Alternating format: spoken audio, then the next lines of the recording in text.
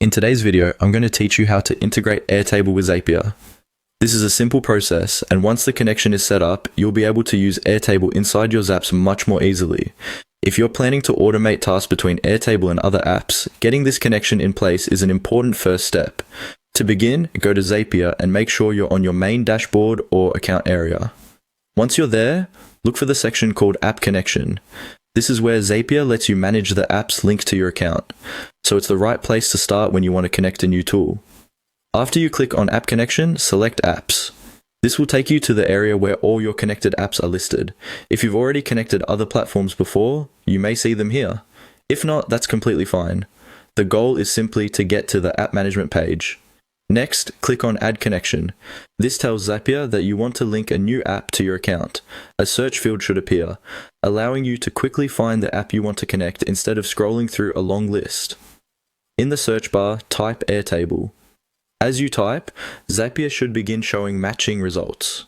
When Airtable appears, click on it to select it. This opens the connection setup for Airtable specifically. After that, click on Add Connection again if prompted. Zapier may now begin the authorization process. At this stage, you'll need to follow the on-screen prompts carefully. These prompts are designed to guide you through signing in and giving Zapier permission to access your Airtable account securely. Take your time during this part and read each screen before continuing.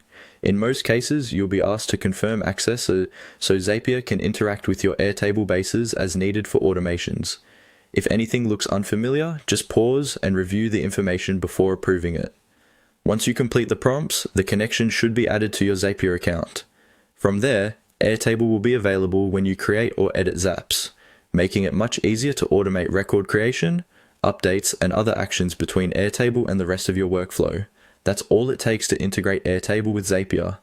As a quick tip, after the connection is complete, it's a good idea to double check that Airtable appears in your connected apps list so you know everything was set up successfully.